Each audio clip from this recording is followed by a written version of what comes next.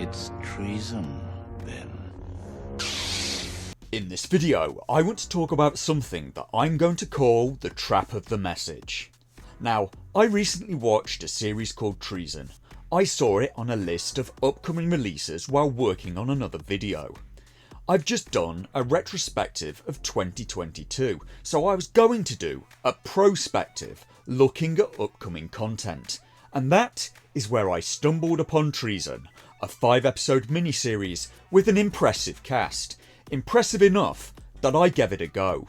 Because the cast includes Charlie Cox from Daredevil, Una Chaplin from Taboo and Game of Thrones, Kieran Hines, again from Game of Thrones, Olga Kurylenko from many things, but I remember her from Hitman, and also Alex Kingston, that I mostly remember from Doctor Who. So I'm going to cut to the chase. The story in Treason is good. I don't recall a single plot hole. The script is tight and well crafted, and the acting is very high quality. The plot takes some interesting and not very predictable turns, and a lot of it I quite enjoyed, and despite all this, I'd still say watch Taboo instead, or Andor, because when I got to the end of Treason and looked back at the whole picture, I started to see big problems with it. So what is wrong with the series Treason, and why do I not want to recommend it? The reason in short is something I want to call the trap of the message. When I look back after watching the whole thing, firstly I found the ending very melancholic. In more plain terms, it was a buzzkill, and when I look back at the completed series and saw it in its entirety, the problem was as plain as day.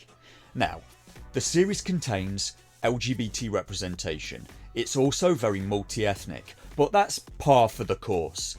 That's damn near everything now, and on this occasion it's not too intrusive to the plot, and it's quite organic as the setting was current day London. The problem with it is the trap of the message. Now, what do I mean by that? Well, there's such a desire to not appear anti-feminist or sexist in their writing that every female character starts to become a paragon of virtue. They can't show fear, they're all brave, they're all clever, they're all principled, they're all brilliant, and this is every female character in the whole thing. All almost flawless, with the exception of one teenage girl. She was the only one allowed to not be perfect. Similarly, there's such a drive to not appear to be racist that of all those multi-ethnic characters, well, none of them can be the bad guys. They can't be malign, or traitorous, or stupid, or greedy, because making the one or two black characters bad would be seen as racist. And the gay characters? They can't be bad either, that'd be homophobic. So my question is, what's left? My question is, if you have a diverse cast, and the women can't be bad, they all have to be paragons, and the minority actors can't be bad, and the gay characters can't be bad, what's left? Well, there's only one group left. And if your story needs antagonists, needs people who are traitorous, backstabbing, evil, malign, they're all going to have to come from what's left. And the result is that all of the bad guys are all going to end up as straight white men. And that is what I termed earlier as the trap of the message. There's such a clamour to not be seen as being sexist towards women that instead the film or show overcorrects and ends up being blatantly sexist towards men. Likewise, there's such a clamour to not attack minorities and potentially be seen as racist that there's again an overcorrection and it just ends up being racist and bigoted towards white and straight people, because on looking back at this series, everything bad that happens because of white straight men. And this has frankly been happening a lot. And this is why I say that the message has become as boring as it is nonsensical. It can make people so desperate to avoid being sexist that they end up being sexist. It can make people so desperate to avoid being racist that they end up being racist. And everything is always men's fault. If a man cheats, it's his fault. He should have been more loyal. If a woman cheats, that's also the man's fault. He should have been nicer to her, and on it goes. And being blamed for all of the world's ills has long since stopped just being tedious. We are told simultaneously that women can't identify with male protagonists, so they don't turn up for the films, and what's needed to remedy that is female protagonists, and frequently gender swaps like Ghostbusters 2016. And then we're also told that if men don't turn up for these gender swap films like the Ghostbusters reboot, it's because of sexism, and how can people not see that this is a blatant double standard? If it's okay for women not to identify with male protagonists, then how is it sexist for men to not identify with female protagonists? Either it's equally sexist for men and women to not want to see a film in which they're not represented, or it isn't sexist for either group. Pick one. Nor do I believe that films need a female protagonist to appeal to female viewers, because The Force Awakens, with its female protagonist, had a majority male audience. 58% of the people who saw The Force Awakens in the first 2 weeks were men. And Aquaman supposedly had more female viewers than male, despite having a male protagonist. The demographic most in love with Aquaman were women aged over 25. And females made up 52% of the film's audience. So the message seems to be, a female protagonist is less important to female viewers than a hot guy getting his shirt off while wet. I dread to think what the figures would have been for Aquaman if he'd lost the trousers as well. And from public comments, many of the women going to see the Star Wars sequel trilogy were going to see Kylo Ren with his shirt off. And ladies, I don't blame you, because men are awesome. There's nothing to be ashamed of in being attracted to the opposite gender. I don't even care if there are nude guys there in the film, if that's what women want to see. I still fail to see how nudity is less acceptable in film than violence and death is. How is it that passionate lovemaking is less acceptable in film than murder is?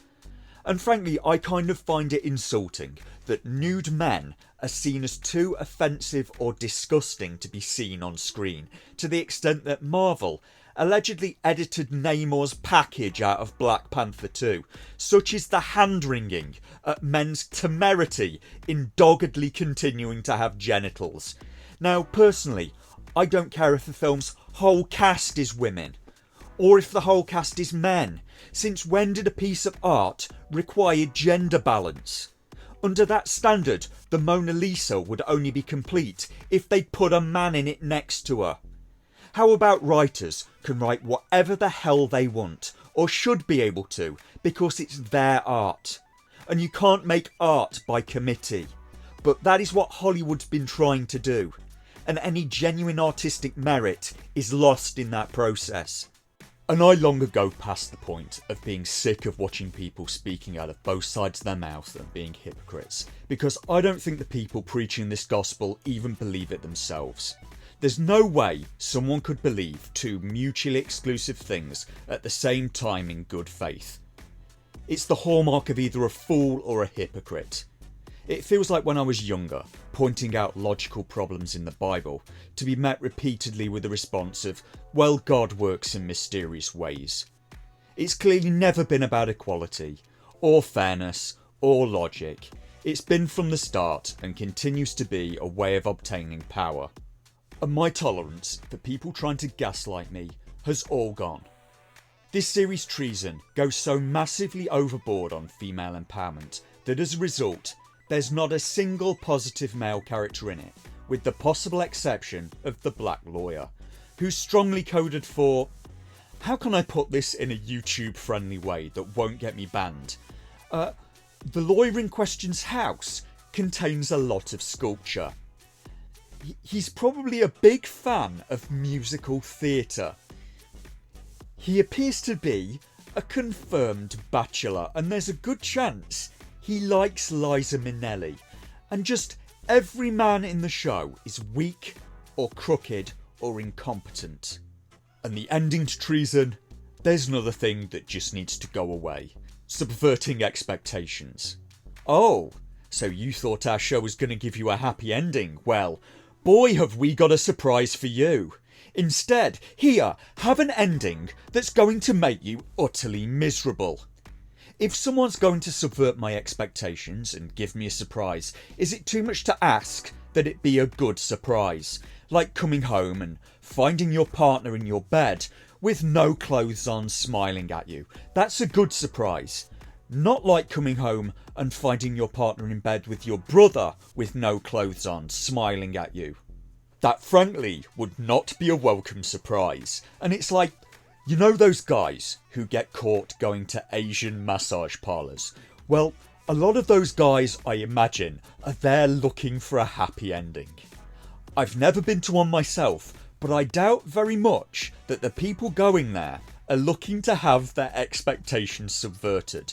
I don't think that many people are going to pay extra or come back if the person giving them the massage thoroughly oils them up and then punches them square in the nuts. And that's kind of the way I felt after watching Treason. Could you make me a cup of tea, please, Stephanie?